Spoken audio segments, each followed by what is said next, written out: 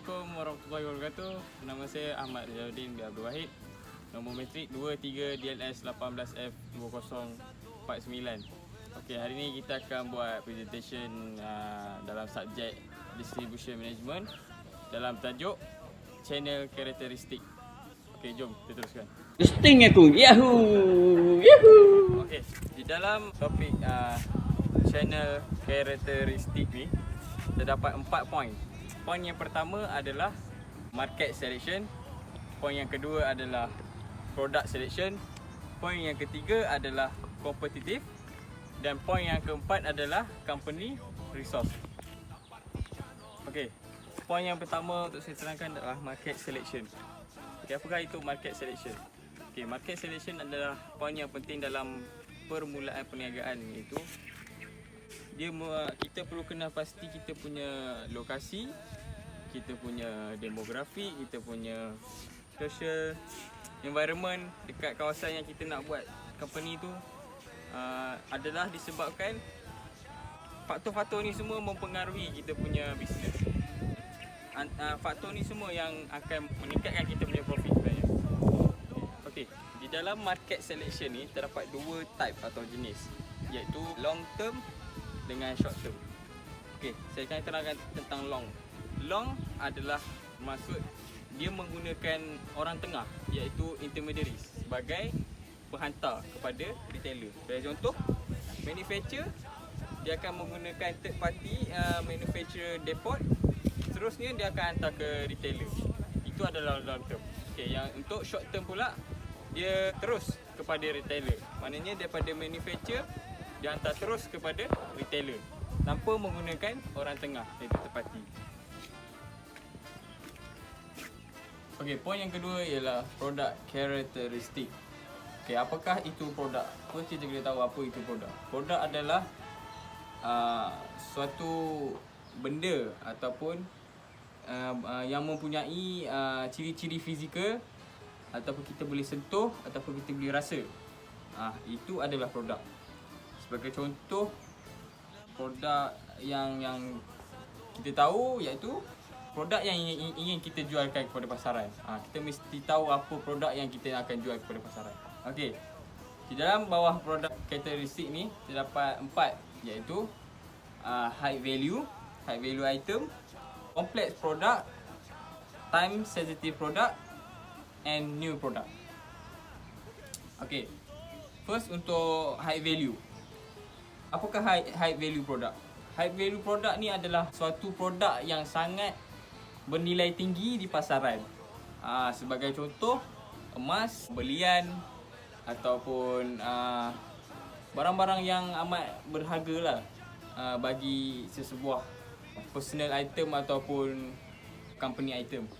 Untuk high value product ni, dia adalah produk yang kita boleh katakan tidak mustahil untuk tak terjual, kerana bila produk ni bernilai, orang akan mempunyai rasa untuk membeli, untuk diorang sebagai cagaran untuk menyimpan, untuk kecemasan macam mungkin dalam keadaan yang tidak mempunyai kewangan yang merosot.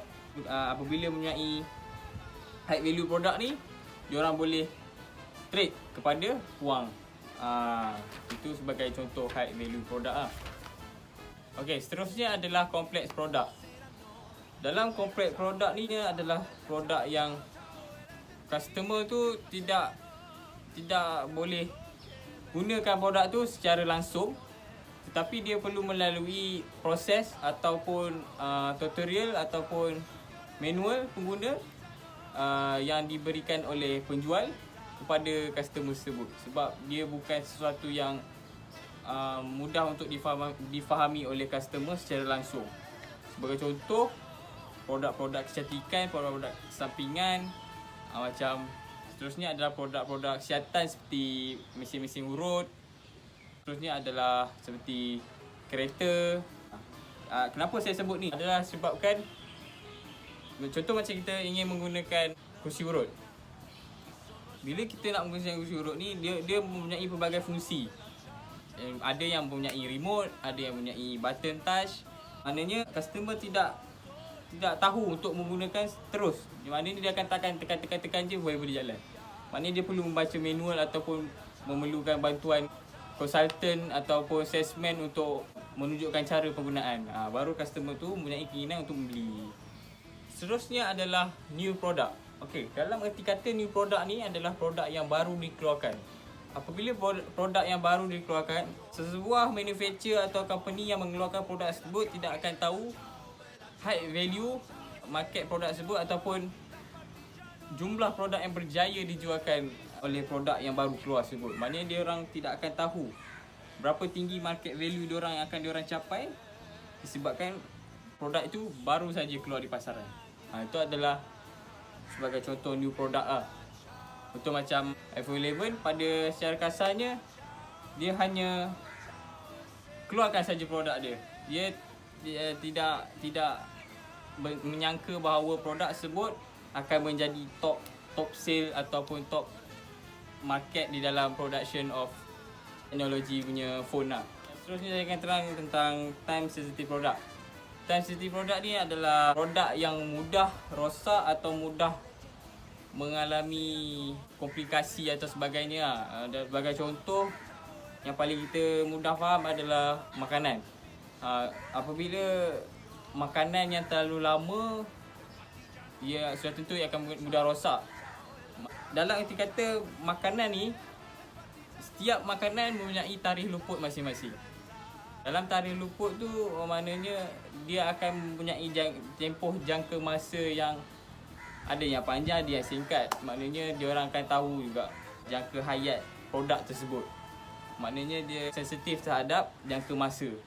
Produk tersebut tak akan bertahan sampai bila-bila. Contoh macam roti. Roti mempunyai tarikh luput yang amat singkat. Okey. Poin yang ketiga dalam channel characteristic, iaitu competitive characteristic. Apa itu kompetitif? Kompetitif ni adalah dalam kata translate mudah, persaingan. Kata persaingan. Okey, sebagai contoh, kita menjual air Coke, air bikarbonat dan sebagainya.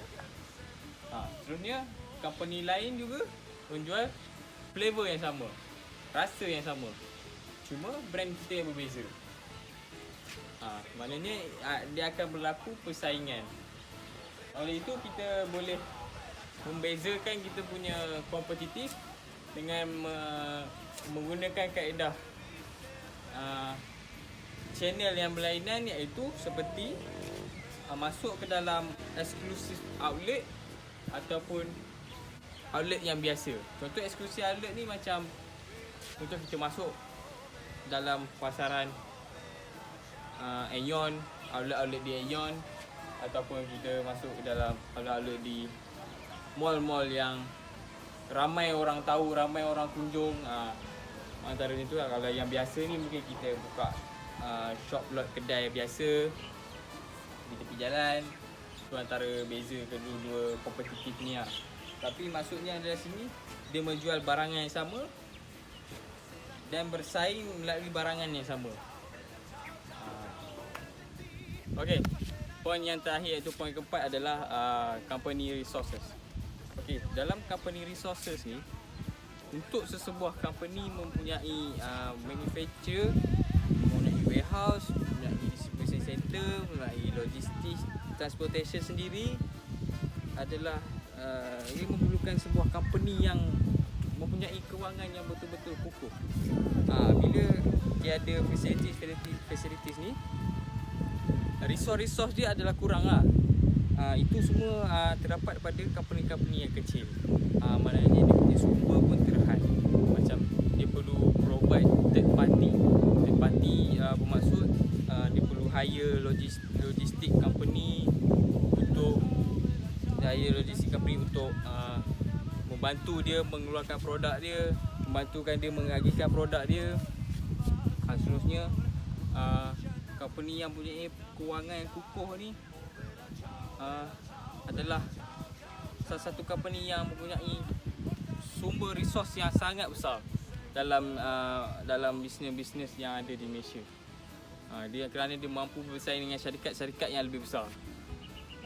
Itu adalah company Keresos.